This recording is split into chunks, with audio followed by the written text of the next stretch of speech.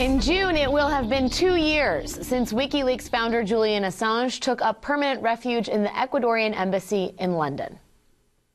Yes, of course, it is difficult to wake up for nearly 500 days and see the same walls. On the other hand, I'm doing good work. I have no time for anything else now but work. Recently, Assange has been in the news because of a lengthy essay published in a British periodical this month. Journalist Andrew O'Hagan was working as the ghostwriter on Assange's autobiography until the project collapsed due to differences between writer and subject. O'Hagan explained what happened, in his opinion, in the pages of the London Review of Books. Quote, "The man who put himself in charge of disclosing the world's secrets," O'Hagan wrote, "simply couldn't bear his own." The article provided plenty of ammunition for Assange's critics, but it also brought out his defenders. In The Guardian, Colin Robinson complained that the media's obsessive focus on Assange's character has ignored his accomplishments. This is someone who can number among his achievements the founding of WikiLeaks, the publication of the Iraq and Afghanistan war logs, and the smuggling of Edward Snowden to safety.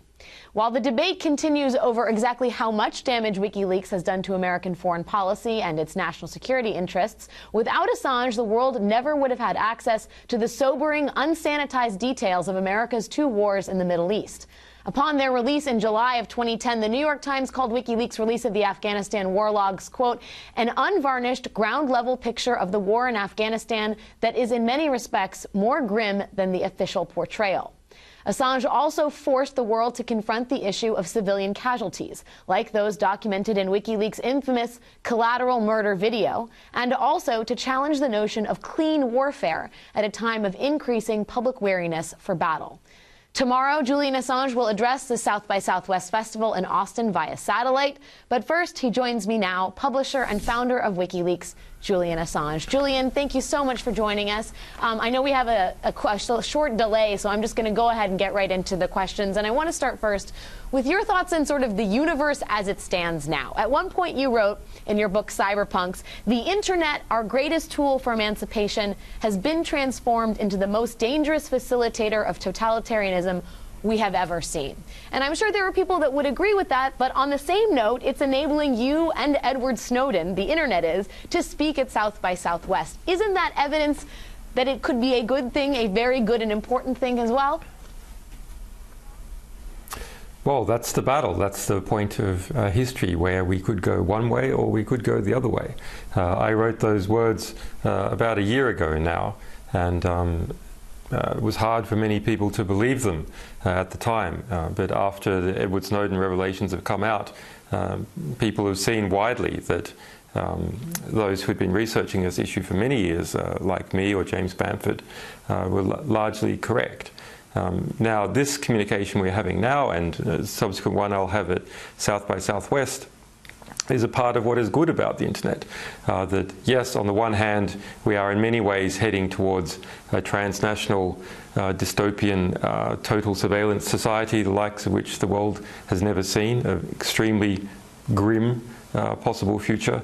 And on the other, well, people are coming together. Whenever people can communicate, they develop new values and a new consensus and a new polity. That is something that all young people are exposed to. It's something that Edward Snowden was exposed to, and the very people that have to be hired by these intelligence agencies, placing an important restraint on their behavior. And that's something even now that the former CIA and NSA Director Hayden has publicly said is the biggest challenge to the CIA and NSA, the need to recruit young people who have a belief in transparency. Julian, you mentioned Michael Hayden. There are administration officials who have come out and said we need to make reforms. The president himself announced a raft of NSA reforms in January. What was your reaction to those? Well, look, there's a real question about who's wearing the pants. It's been 6 months now since the Edward Snowden revelations started to occur. In that time, have we seen the commencement of a criminal investigation against Clapper for lying to Congress, for anyone in the National Security Agency for violating a law, the US Constitution? No.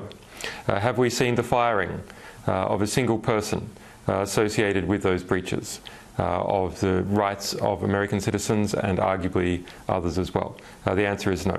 A single enforced resignation The answer is no.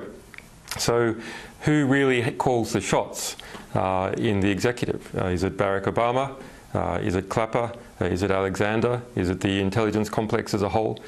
Because from the outside, it's a very worrying sign. We know when the government takes something seriously. It starts a formal investigation, it fires people, it reduces its budgets. We haven't seen that. So the question is, does the civilian leadership have effective control of the 16 agency intelligence group under Clapper, under the DNI?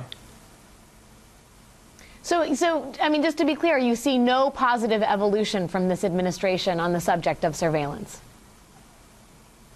There's been a very positive public evolution, a very positive public understanding, and that public understanding is going to cause, and is already causing, some constraints in behaviour. It's generating a very serious market for privacy protecting technology. It's causing other governments like Brazil and Germany to demand to be treated with respect, fibre optic cables being laid on paths where there's no interception. Even for us, Glenn Greenwald published new Snowden documents just last week showing that I personally was on an NSA manhunting list, literally called manhunting, with Al-Qaeda suspects. The readers of WikiLeaks have been intercepted by a GCHQ operation, at least in 2012. So a lot of people becoming very aware.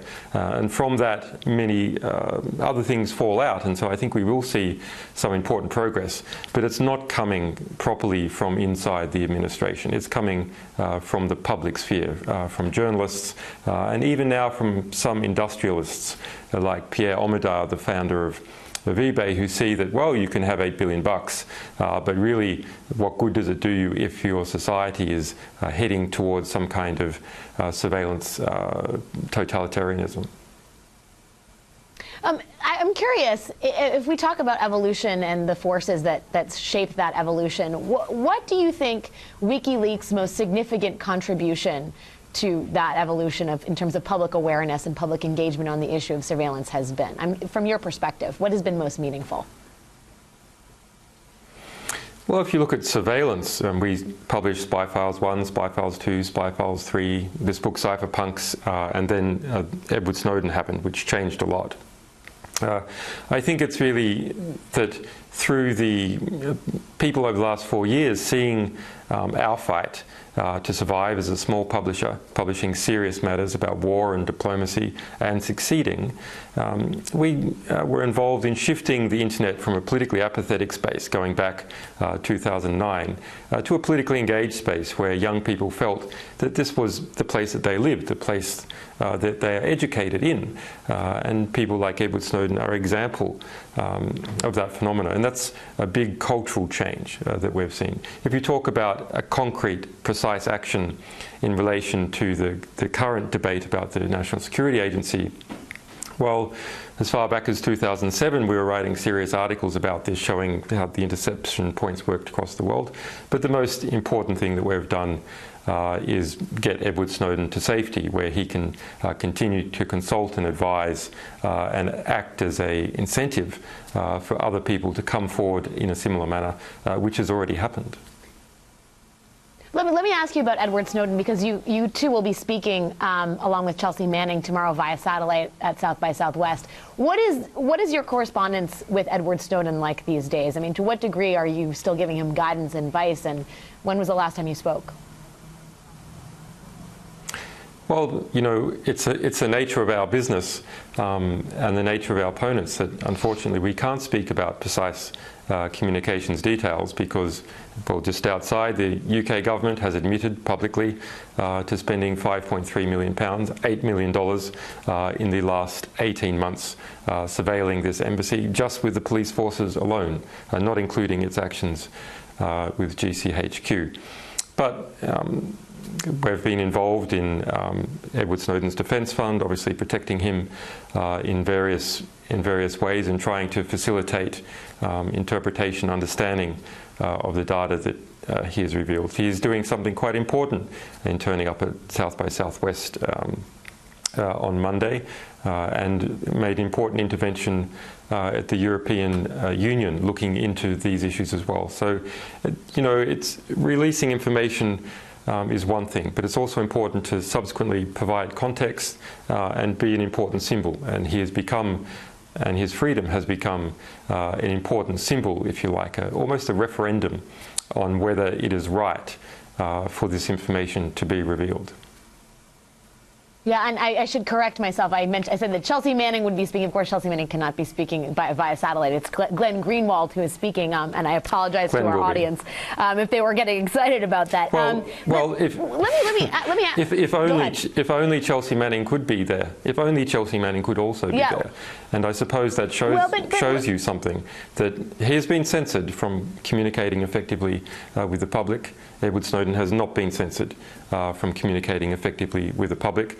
The answer is, well, how? Asylum. Julian, but let me ask you, we don't, before I let you go, and I know you have many things that you're working on at present, but you are in the Ecuadorian embassy. The statute of limitations on your extradition request to Sweden expires in 2020 or 2022.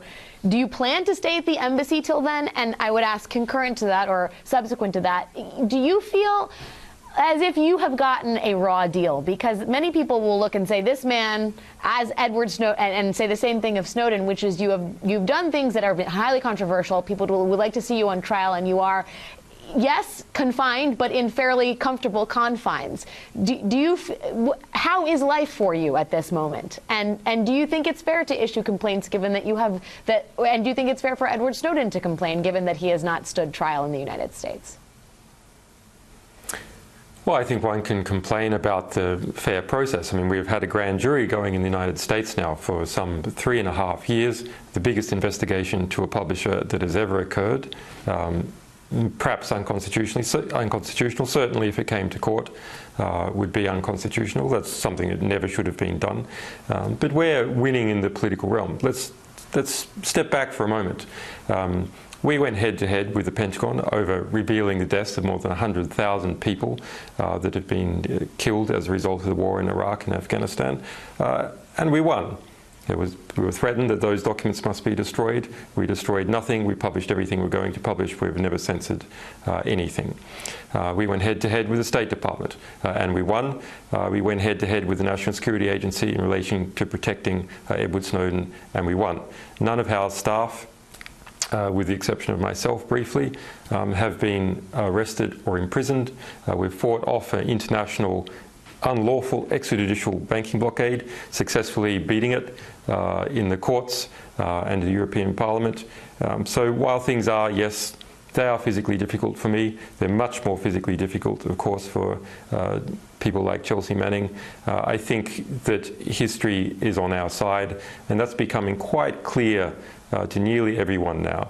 And we have to wonder what is going to be the real legacy of the Barack Obama administration. It's not shaping up to be good, while our legacy is, I think, something that myself and all our staff can be very proud of. Julian, just on that last bit about your plans, I mean, it's what is it, 2014 now, so the extradition request to Sweden expires in 2020 or 2022. Do you intend to stay where you are at? Well, in relation to Sweden, I haven't even been charged yet. I mean, that's really a very absurd case, and you can read about it, justiceforassange.com. The serious issue is the ongoing US grand jury investigation, which is a serious threat. I mean, Bradley Manning was sentenced to 35 years in prison. We shouldn't underestimate the seriousness of that threat. It's not just against me. That threat is also something that other staff are subject to. Sarah Harrison, one of our people, is now in effective exile in Berlin, as is Laura Poitras, Jacob Appelbaum, Glenn Greenwald's in effective exile in Rio. There's something pretty interesting going on here where the West is now somewhere you seek asylum from, or at least the Anglo-Saxon, Anglo-American sphere. But fortunately, we now live in a world where you can, having taken asylum, or having had to go to another country, you can still publish and still talk freely, provided you can keep yourself out of prison. WikiLeaks' Julian Assange, thank you for your time. And of course, you will be speaking via satellite tomorrow at the South by Southwest Festival. We encourage everybody to tune in. Another scintillating conversation. Thank you for your time. Coming up, we will have more from Austin live after the break.